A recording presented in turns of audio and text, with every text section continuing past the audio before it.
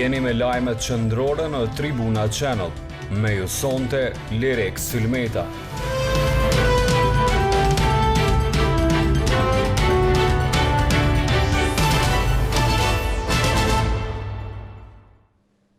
Mirëmbrëma të nderuar shikues, këto janë lajmet qendrore në Tribuna Channel.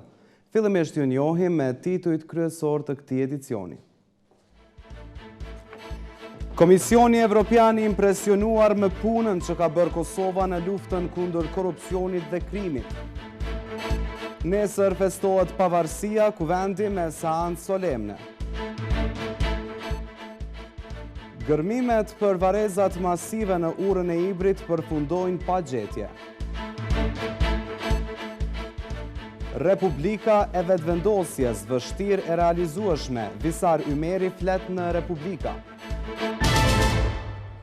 Komisioni Evropian është shprehur se është impresionuar nga Kosova në provat e treguara të luftimit të korrupsionit dhe krimit të organizuar. E megjithatë ka nënvizuar se duhet përmbushur kriteri miratimit të demarkacionit me Malin e Zi për të fituar liberalizimin e vizave. Kosova ka dhënë prova bindëse ndaj Komisionit Evropian në luftimin e korrupsionit.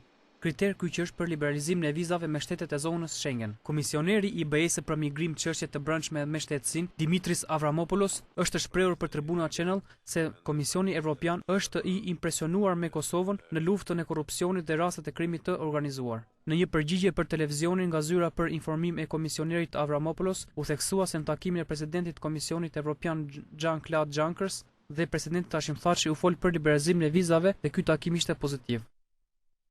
Presidenti Juncker është i impresionuar me progresin që Kosova ka bërë, veçanërisht në shënjestimin e rastet të korrupsionit të nivelit të lartë dhe rastet e krimit të organizuar. Avramopoulos ka theksuar se komisioni gjithashtu njeh përpjekjet e Kosovës që ka bërë për të ratifikuar marrëveshjen e demarkacionit të kufirit me Malin e Zi. E megjithatë, sipas tij është shumë e rëndësishme që ky proces të finalizohet në mënyrë që komisioni mund të japë dritën e saj të gjelbërt. Përmbushjen e kriterit të luftimit të korrupsionit e kishte paralajmëruar edhe kryeministri i Kosovës Isa Mustafa. Ai është shprehur se sa i përket lëvizjes së lirë tashmë është e qartë që Kosova i ka plotësuar të gjitha kushtet, duke përfshirë luftën kundër krimit të organizuar dhe korrupsionit. Kriteri i luftimit të korrupsionit ka qenë një alibi për opozitën, e cila e arsyetonte kundërshtimin e demarkacionit me Malin e Zi. Sipas saj, edhe në rast se miratohet demarkacioni me Malin e Zi, Kosova nuk do ta fitonte liberalizimin e vizave se duhet përmbushur kriteri i luftimit të korrupsionit. Kosova është shteti i vetëm në Evropë që nuk e ka fituar liberalizimin e vizave me zonën e Schengen të Bashkimit Evropian. Kryeministri i vendit Isa Mustafa ka premtuar se përgjatë këtij viti pritet që të krijohen rreth 25.000 vende të reja pune, duke aluduar në një rritje ekonomike në 5%. Mirë po ekspertë ekonomistë shprehen pesimist për sa i përket premtimit të kryeministrit. Ekzekutivi i vendit thonë se gjatë këtij viti pritet që të krijohen rreth 25.000 vende të reja të punës. Shifër kjo që mund të ulë normën e papunësisë në 20%, nga 26% që regjistruohet aktualisht. Kështu të paktën ka premtuar kryeministri i Kosovës Isa Mustafa, duke aluduar në rritjen ekonomike që sipas tij do të arrijë në 5%. Shefi i kabinetit të kryeministrit të Kosovës, Sokol Havolli, u shpreh se për 2 vite radhëzi kanë pasur rritje për 4%, të nxitur nga investimet private, dhe sipas tij kjo është komponenta kryesore e cila mundson vende të reja të punës. Ai po ashtu përmendi edhe pakot fiskale 1 dhe 2, të cilat kanë pasur një ndikim të madh në zhvillimin e bizneseve, dhe ligjin për investime strategjike, i cili mundson forcimin e korporatave prodhuese. Kemi parasysh pakon e dytë fiskale që po vjen si përcjellse e pakos parë, e cila është konstatuar si pako shumë e përshtatshme për biznesin. Kemi parasysh po ashtu investimet publike që do të arrijnë në mbi 700 milion euro për herë të parë në vetë për vitin aktual që po flasim, dhe këta mundson edhe klauzola për investime ndërmjet Kosovës dhe Fondit Monetar Ndërkombëtar. Po ashtu mund të konstatojmë shumë lirshëm se ligji për investime strategjike është ai mekanizmi kryesor i cili do të krijojë mundësi qeverisë për ndërhyrje shumë të shpejta në forcimin e korporatave të mëdha apo në investitorë strategjik, që nëse i arrijmë të kemi disa investitorë të tillë, do të kemi do të thotë efekte mjaft të mëdha në ekonominë vendore. Gjithashtu foli edhe për rritjen ekonomike ndër vite, si dhe për premtimin elektoral për arritjen e normës së 120.000 vendeve të punës. Ka qenë 18.000 në vitin 2015, 22.000 afërsisht në vitin 2016, presim rreth 25.000 gjatë këtij viti dhe sigurisht shifër edhe më e lartë në vitin 2018. Prandaj këto politika janë aty për ta realizuar ashtu edhe siç është premtuar. Nga ana tjetër, eksperti i çështjeve ekonomike, Mustafa Kadria, shpreh skeptik në premtimin e kryeministit të vendit, Isa Mustafa, për hapjen e 25.000 vendeve të punës. Qeveria aktuale është orientuar në import, që nuk ja lejon një gjë të tillë dhe kjo rritje ekonomike prej 3 deri në 4% është pa mundshëm do thotë krijimi 25.000 vendeve të punës, që së pari do thotë është një diçka që edhe të bëhet edhe dallimi do thotë mes rritjes ekonomike dhe zhvillimit ekonomik, që edhe kjo qeveri tjera nuk kanë qenë do thotë të drejta në ndarjen e buxhetit të Republikës së Kosovës do thotë në mënyrë proporcionale. Sipas shifrave zyrtare, shkalla e papunësisë në Kosovë arrin 26.2%, kurse për çdo vit në tregun e punës hyn 25 deri në 30.000 të rinj. E sot ka dështuar mbledhja Komisionit për Mbikëqyrje dhe Financa Publike. Kjo për shkak të mungesës së Ministrit të Punëve të Brendshme Skënder Hyseni, i cili ishte thirrur në komision për të raportuar lidhur me raportin e auditimit për pasqyrat financiare. Në vend të Ministrit Hyseni, në këtë komision prezent ishte zëvendës Ministri i Punëve të Brendshme Valdet Hoxha. Megjithatë, anëtarët e komisionit kanë thënë se në bazë të rregullores nuk është i lejuar raportimi i zëvendës ministrit.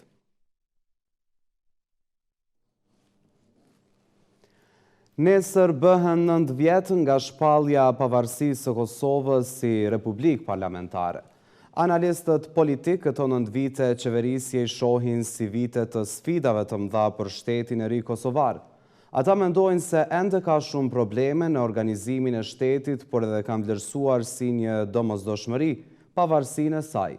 Ndërkaq në lidhje me kombin kosovar janë shprehur se nuk ekziston. Nesër Kosova feston 9 vjetorin e pavarësisë së saj si republikë parlamentare. Analistët thonë se Kosova nuk ka pasur si qëllim të jetë e pavarur nga Shqipëria, por rrethanat e kushtet të okupimit sollën që pavarësia të ishte domosdoshmëri për të. Analisti Ramush Tahiri është shprehur për Tribuna Channel se pavarësia është një nga aktet më të mira që ka ndodhur popullit shqiptar e qytetarëve të Kosovës për arsyeën se është hequr një okupim e një dhunë më shumë se një shekullor. Sipas tij, pavarësia është vullneti i popullit të Kosovës dhe vullneti i ndërkombëtarëve në mbrojtje të civilizimit. Ndërsa sa i përket tranzicionit politik, duke që ajo që është akumuluar me dekada të tëra, është shpreh për një herë dhe kemi modele jo të qarta politike dhe ideologjike edhe të strukturave të partisë dhe kanë ardhur në shprehje një shtresë e caktuar e njerëzve edhe mentaliteti krajnor që më shumë kanë shkaktuar përçarje sesa që kanë kriju unitet dhe kanë bërë që në një mas edhe të humbet besimi i popullit. Ndërsa në lidhje me termin e përdorur nga disa analistë kombi kosovar, Tahiri mendon se është teorikisht i gabuar. Ai thotë se jemi shtetas të Kosovës dhe synojmë integrimet evropiane, mirë po jemi shqiptar dhe kjo nuk është kundërshtuese me të qenë shqiptar. Kurse sipas analistit Bajrush Morina, nesër pavarësia e Kosovës ka dy pamje. Njëra është pamja e lirisë dhe demokracisë, e tjetra është pamja e zymtë të papunësisë, të rinjve të pashpresë e korrupsionit. Shteti i Kosovës është 9 vjet prapa vendeve të rajonit dhe me keqardhje mund të them se është 99 vjet prapa vendeve evropiane. Jemi i vetmi vend që ende mbetemi të izoluar. Ndërsa për termin kombi kosovar që u përfol këtë vit, Morina është shprehur se nuk është real për arsyeën se ky shtet u formua nga shqiptarët e Kosovës dhe u formua pas dhunës që serbët filluan ndaj shqiptarëve. Sipas tij, ai grupi i vogël i njerëzve që nxjerrin këtë term nuk kanë as mbështetjen e familjarëve të tyre. Prandaj përpjekja për me kriju një kom të ri në emër të krijimit të shtetit është një përpjekje e kotë dhe gjithnjë më shumë po forcohet ideja ose po forcohet kombi shqiptar në shtetin e Kosovës, sepse kjo çështje është e rregulluar edhe me kushtetutë. Kosova shpalli pavarësinë më 17 shkurt të vitit 2008 në një seancë të jashtëzakonshme të Kuvendit të Kosovës. Deklarata e pavarësisë u lexua nga kryeministri i asaj kohe Hashim Thaçi. Flamuri i Kosovës ka fushën blu me artën e Kosovës ngjyrë ari dhe 6 yje të bardhë sipër artës. Sot shteti i Kosovës njihet nga 113 vende të botës. Për nder të 9 vjetorit të pavarësisë së Kosovës, Krer institucional mbajtën fjalime para korit diplomatik e kryeministrit shqiptar Edi Rama në një seancë solemne të Kuvendit. por as kjo seancë solemne e rëndësisë së veçantë nuk i bindi lëvizjen vetëvendosje si partinë më të madhe opozitare, që të janë të pranishëm. Kuvendi i Kosovës ka mbajtur një mbledhje në vigjilje të pavarësisë së Kosovës, në të cilën morën pjesë krerët institucional, kryeministri shqiptar Edi Rama, përfaqësues të korrit diplomatik e personalitete të ndryshme në vend. Ishte presidenti Hashim Thaçi i parë që i drejtua të pranishmeve, duke thënë se vitet e pavarësisë tregojnë se Kosova është forcuar si shtet.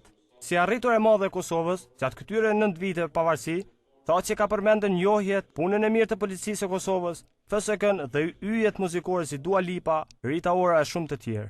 9 vite më parë, këtu në këtë kuvend ka përfunduar një ëndër për të filluar një ëndër tjetër. Apo ëndër është në realitet.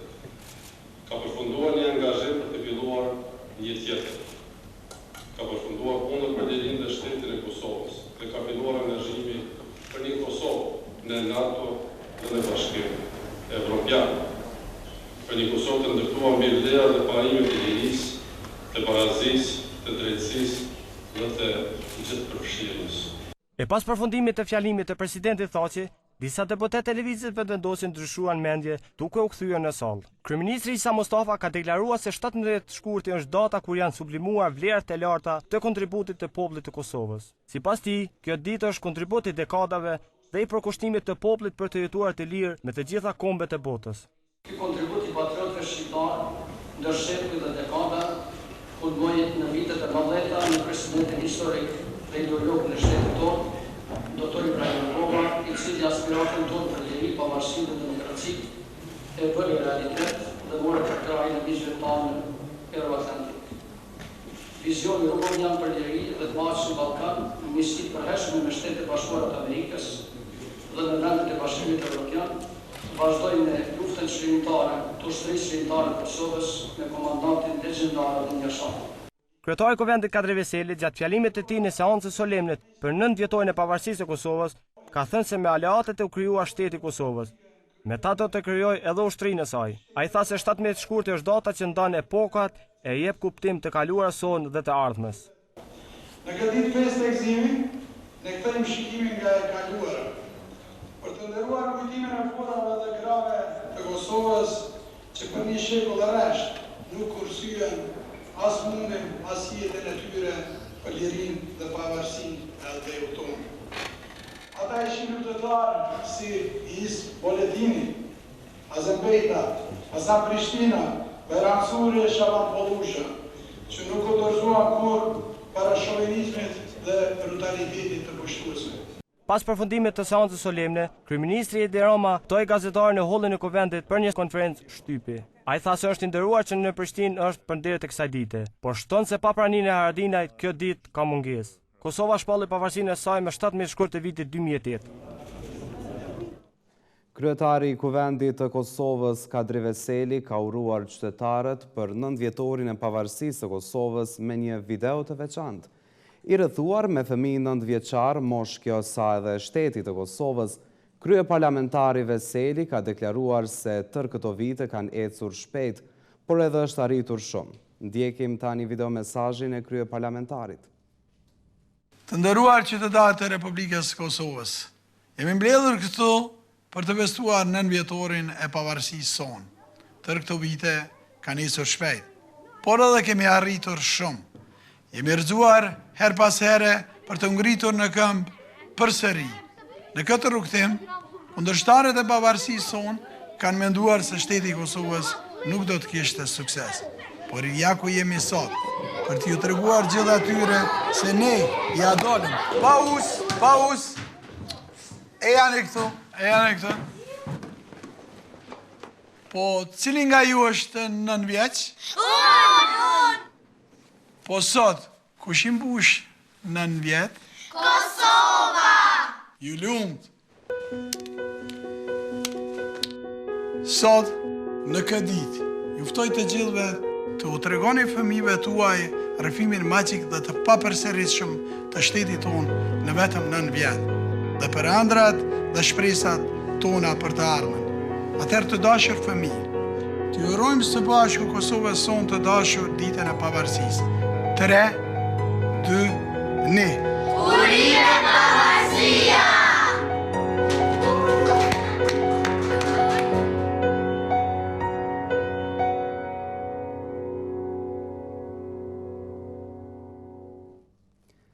Obelisku i pavarësisë, si çdo përvjetor, po ndërron pamje edhe për këtë 17 shkurt. Obeliskut janë hequr 2 shkronja, N dhe W, që sipas ide autorit të kësaj vepre Fisnik Ismaili, simbolizojnë rrëzimin e mureve nga Newborn në No Walls. E qytetarët ndajnë mendime të ndryshme rreth mesazhit të 9-vjetorit të pavarësisë. Obelisiku që u ngrit ditën kur u shpall pavarësia e vendit, edhe këtë vit do t'i ndryshohet pamja. Newborni çdo vit merr pamje tjetër, në prag të festës së pavarësisë. Në këtë vit obelisikut janë hequr 2 shkronja, N dhe W, që sipas ideatorit të kësaj vepre Fisnik Ismailit simbolizon rrëzimin e mureve. Sipas tij, kjo është edhe një shenjë proteste për t'i kundërshtuar muret që po ndërtohen në Kosovë. Muret po fliten e po ndërtohen e po ndalohen njerëz, lëvizja e lirë e njerëzve, refugjatët nuk po munden me kërku një jetë më të mirë, gjithka po ndalohen, edhe janë muret fizike, muret simbolike, edhe thjesht si vetë ideja ka qenë me ngjyros Newbornin si mure dhe me ardhzu 2 shkronja. Si një shaj proteste që po dojmë ardhzu mure, ju thëmë jo mure. Ndërka qytetarët e vendit kanë shprehur mendime të ndryshme rreth gjendjes aktuale, në prag të shënimit të 9-vjetorit të pavarësisë së Republikës së Kosovës. Pjesërisht jemi të kënaqur, pjesërisht jo, sepse do sene që ka është dashur më bo, nuk jenë bo, për shembull rasti konkret liberalizimi i vizave është stërvonuar, edhe janë dëshpëruar qytetarët. 9-vjetorin natyrisht duhet të dalë diku në sheshet e Prishtinës, pasi që do të jemi sa më të bashkuar si qytetarë dhe me punë dhe me bashkëpunime të tëra, besoj që arritëm edhe sukseset më të mëdha, sepse si shoqëri jena mësuar gjithherë të ecim në procese të vetme, por jo sikur grup. Kështu që unë po mendoj që me nis me dalë bashk, me festu dhe me punu bashk që vitin e 10 na gjejnë në një periudhë më të mirë kohore. Kjo ditë për shqiptar më e madhe nuk ekziston ditë më e madhe se kjo dita e 9-vjetorit të pavarësisë të Kosovës. Kjo ditë shumë e njëri ka dhënë gjak për këtë ditë sodit.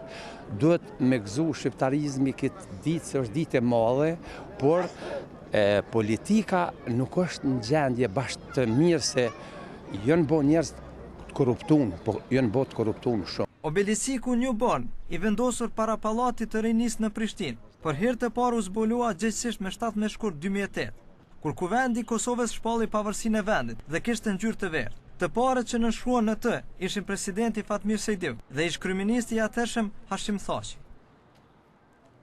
Me rastin e 9-vjetorit të pavarësisë, presidenti i Shteteve të Bashkuara të Amerikës Donald Trump i ka dërguar një letër urimi presidentit të Republikës së Kosovës Hashim Thaçi. Në emër të Shteteve të Bashkuara të Amerikës, kam kënaqësinë të uroj popullin e Kosovës për ditën e pavarësisë suaj me 17 shkurt. Partneriteti mes 2 shteteve tona mbështetet në vlerat dhe interesat e përbashkëta, thuhet në letrën e presidentit Trump dërguar Thaçit. Presidenti Thaçi uri me rastin e 9-vjetorit të pavarësisë ka marrë edhe nga mbretresha Elizabeta II e Mbretërisë së Bashkuar Kanadas, Australisë dhe Zelandës së Re. Kam kënaqësinë madhe për t'ju përcjellur shkëlqësia juaj urimet e mia me rastin e shënimit të ditës tuaj shtetërore, së bashku me urimet e mia më të mira për lumturinë e popullit të Kosovës në vitet vijuese, thuhet në urimin e mbretëreshës Elizabeta II. Ndërojmë temë të informacionit. Gërmimet në kërkim të varezave masive që nisën në mëngjes në oborrin e xhamisë në qytetin e Mitrovicës përfunduan pa dëshmi se në atë lokacion ka mbetje mortore të luftës. Në këtë qytet konsiderohen të zhdukur edhe 132 persona dhe 8 lokacione ku dyshohet të ketë vareza masive. Këtu afër lumit Tiber në obor të xhamisë së atëhershme në qytetin e Mitrovicës janë bërë gërmime në kërkim të varrezave masive. Pas hapjes së 3 kanaleve, 1 metër në nivel të kësaj xhamie nuk është gjetur asnjë varrezë masive. Ndonë se dyshimet ishin për shkak të disa dëshmive që në xhami ishin futur dhjetra shqiptar para se ajo të digjej.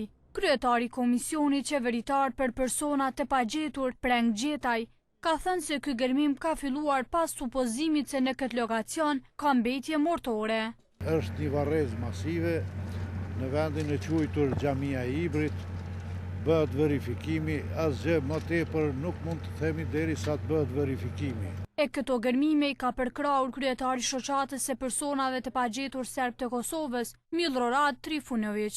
Ai është deklaruar se secila varrezë e dyshuar duhet të verifikohet. Më vjen mirë që më në fund kanë filluar punimet që të zbardhet kjo, sepse që 17 vite ngarkon e vërteta të gjithë, si shqiptarët dhe serbët, rreth kësaj varreze nëse ekziston apo jo, që më në fund të zgjidhet kjo çështje dhe të vazhdojmë tutje, se cila varreze dyshuar duhet të verifikohet. Ndërsa Bajram Qerkini, kryetari i Këshillit Koordinues të Asociacioneve të Familjeve të zhdukurve, theksoi se janë edhe 8 lokacione që dyshohet për varreza masive. Trupat me thonën sos din se i kanë prunë notën edhe i kanë prunë me pizgaverat të policisë. Kështu është dëshimtori edhe këqyrën e mirë ku është ai soqi satelitor atje, peqa soj dritore e kanë incizu. Dyshimet për varrezë masive në këtë lokacion dhe disa lokacionet e tjera kanë ekzistuar prej përfundimit të luftës, por që kjo çështje është zvarritur për shkaqe politike. Ndërsa në Mitrovic vazhdojnë të konsiderohen si të zhdukur edhe 132 persona. E familjare qytetarë të Mitrovicës e kanë përjetuar rënd fillimin e gërmimeve në kërkim të varrezave masive që u bësët në oborin e xhamisë atëhershme në Mitrovic. Dërsa disa prej tyre e panë të vonë këtë veprim, e disa i kanë humbur shpresat në institucionet vendore për këtë çështje. Plak të luftës të hapen pas 18 viteve është rënd. E më së rendi po e përjetojnë ata që kanë familjar të zhdukur e që presin kthimin e ishtrave të tyre. Enver Kamberi, cili ka dalë për të përcjell gërmimet në Mitrovic, thot të këtë vështirë që pas asaj kohe që ka kaluar të rikthehen plagët. Shumë moshteron ajo mbas 17 vite, kjo shumë moshteron. Dhe unë kom dhënë banesë ato ure, s'më më shkuë. 17 vite kom banesën, nuk më dhënë ato ure, s'më dalë. Ka prej tyre që tregojnë edhe raste familjare se si serbët i kanë pushkatuar babajnë dhe pas vrasjes ja kanë ndruar vendin. Madje shprehin skeptik se dhe lokacioni ku po gërmohet nuk gjendet diçka. Këtu sipas dëshmtarëve që kanë deklaruar përmes televizionit është një zoj bukur e vjetë që ka po dëshan se kanë pru kofomat e nuk kanë dalë aty. Mirë po këtu se fëmijë më men, kam pas dajt këtu. Xhamia ka qenë këtu ofër urës dhe në bazë punime këtu, çfarë tash në pishaf këtu, serbet sigurisht këtu punime i kanë bërë për të maskuar edhe vendin, edhe mas më gjinë varrezat masive edhe nëse ka. Erifat Ahmeti, i emocionuar, thot se shteti me të cilin po bisedojnë institucionet tona, kur nuk do i lënë rahat të jetojnë në qytetin e tyre. Për shumë të 800 vjetë, rahat s'ka më në ljonë. E ka marru këtë zolin, atë porkun e poqës, e ka ma uzilin tash e banë manat atje, kur rahat s'ka më në ljonë. Ndërsa dikush i ka shpresat në Bashkimin Evropian dhe Amerikën. Veç besoj Bashkimin Evropian në desht edhe Amerikan desht. Sa për këta në pasha zotën kur. Për Flamur Sylen, këto gërmime kanë filluar me vonesë. Ma përpara, du me shkifqashti me përfundue, me njësë me shku anena na me shku, e jo me na barikadu tash, qëto ka me nëzitë, që s'kanë me në liu me dëvërtuna tonë. Qytetarët janë shprehur skeptik nëse bashkëtesa atyre me komunitetin serb në atë pjesë do të ndodhë ndonjëherë, madje ata vlerësojnë se kjo është e pamundur. Lëvizja vetëvendosje ka proklamuar vazhdimisht një republik tjetër të quajtur si Republika e Tretë, e cila do kishte një kushtetut me ndryshime pothuajse rrënjësore. Por vënje në jetë të kësaj republike ka pasur të vështirë ta shpjegoj vetë lideri vetëvendosjes Visar Ymeri, i cili ka qenë mysafir në emisionin Republika me Dardangashin. Në këtë drejtim mendoj që kjo do të Republika e Tretë e quajtur si e tillë nga lëvizja vetëvendosje është pothuajse e pamundur që të vihet në jetë, ani pse synohet nga kjo lëvizje e cila që nga fillimi ka kundërshtuar zëshëm pakon e Ahtisarit, e cila ka sjellur Republikën e sotme të Kosovës. Lideri i lëvizjes vetëvendosje Visar Ymeri ka pasur të vështirë të shpjegojë se si mund ta vënë në jetë një republikë të tillë, e cila kërkon ndryshime kushtetuese, duke përmendur se ky ndryshim mund të nisë nga qytetarët. Si të vijet deri te Republika e Tretë, pra ajo që ka një sovranitet më të theksuar ose më të përmbajtësur. Spaku për brenda. Mendoj që spari Republika e Kosovës duhet domosdoshmërisht që të respektojë drejtat e pakicave. Dhe duhet të përdorim standardet më të mira evropiane për t'i aplikuar në raste siç është Kosova. Mi përpashtu duhet ta kemi parasysh që drejtat e pakicave, mënyrën se si janë materializuar juridikisht dhe institucionalisht në Kosovë, në fakt dalin përtej drejtat e pakicave. Sepse drejtat e pakicave dhe autonomia që do duhet ta kishin pakicat në rrafshin kulturor, arsimor, kështu me radhë, nuk nënkupton dhe është jashtëzakonisht e dëmshme nëse lidhen edhe me pjesë caktuara të territorit. Dhe në anën tjetër koncesionet që janë bërë në Republikën e Kosovës gjatë procesit Vienës dhe gjatë procesit Brukselit, në fakt janë koncesione karshi servisë, jo karshi serbët Kosovës. Edhe pse janë kamufluar me këtë që është në interes të serbët Kosovës, ta zënë të kenë komunat me shumicë serbe, tash bashkësinë e komunat me shumicë serbe, në fakt duhet të kemi parasysh që këto janë kërkesa nga Serbia dhe janë bërë koncesione ndaj Serbisë. Dhe në planin aty I pyetur nga autori i emisionit se si konkretisht mund të bëhen ndryshimet që të formohet kjo republikë, Ymeri ka thënë se duhet një referendum qytetar. Mirë po kjo gjë sërish bie në ndesh me pakon e Ahtisarit. Miratimin e deputetëve serbë, që do të jenë ata në një mandat caktuar në Kuvendin e Kosovës, nuk mund bëhen këto ndryshime kushtetuese pakon në aspekt formal. Ka një mundësi, nëse Kosova është vend sovran. Po nëse po pajtohemi që është vend sovran, edhe nëse sovraniteti buron nga qytetarët, atëherë qytetarët kanë mundësi që ta ndryshojnë kushtetutën. Me që rast do të abrogohej kushtetuta aktuale dhe me votë popullore do të miratohej një kushtetutë e re, e cila prapë po them, natyrisht që duhet i respektojë drejtat e pakicave, drejtat e njerëzit e kështu me radhë. Pra nuk është ideja këtu që ne po përdorim ta zëm një mekanizëm popullor në mënyrë që t'i paksojmë drejtat e tjerëve.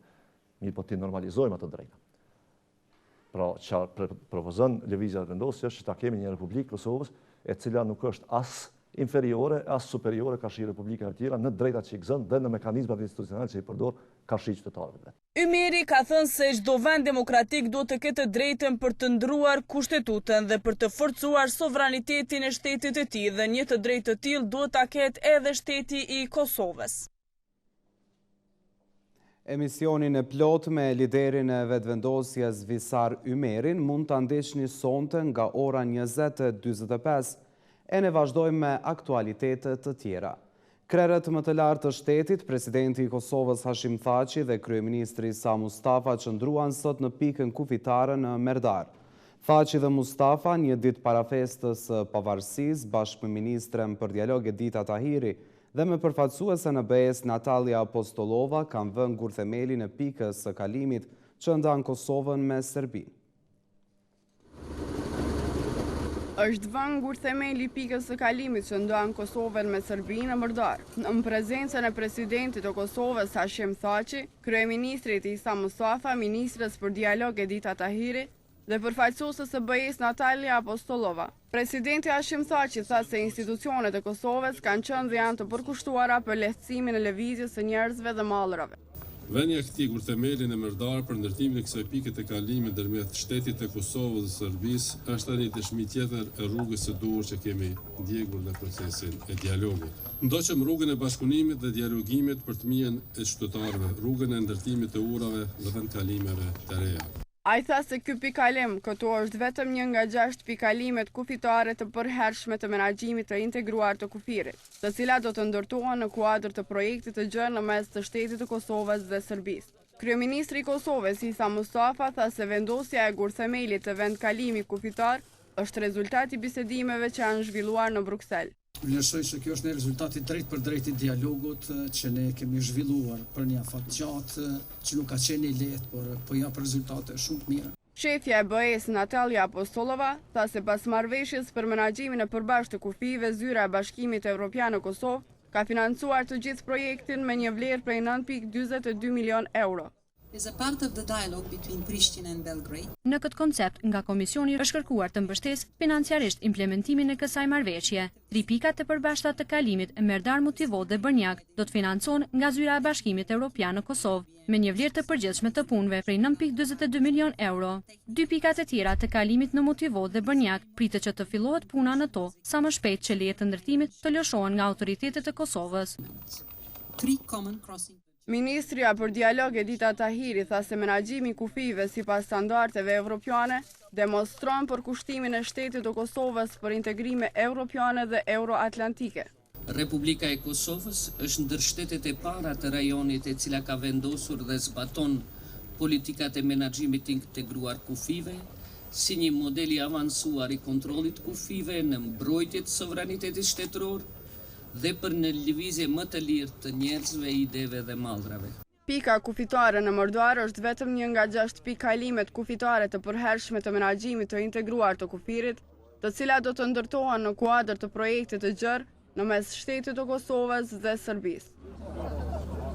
Në vazhdim një njohje me lajmet ndërkombëtare të përfshira në blok. Grupi ekstremist Shteti Islamik e ka marrë përgjegjësinë për sulmin vetvrasës në tempullin Sufi, në pjesën jugore të Pakistanit, nga i cili janë vrarë së paku 25 vetë dhe 10 të tjerë janë plagosur. Kryeministri i Pakistanit Nawaz Sharif menjëherë ka dënuar atë që ai ka cilësuar si sulm kundër filozofit dhe poetit Sufi, përndër të cilët është ndërtuar tempulli në qytetin Sewan në provincën Sindh. Rrjeti pakistanez Down TV i ka cituar zyrtarët mjekësor që kanë thënë se trupat e 25 personave të vrarë dhe 25 vetë të plagosur seriozisht janë dërguar në një spital lokal. Kemi arritur në fund të këtij edicioni informativ. Para se të ndahemi, ju rikujtojmë edhe një herë se emisionin Republika, ku i ftuari Dardangashit është lideri i lëvizjes vetëvendosje Visar Ymeri, mund ta ndiqni me fillim nga ora 20:45. E për më shumë informacione, vizitojeni webpaqen gazetatribuna.com. Ju faleminderit për vëmendjen, bashkë mirupafshim.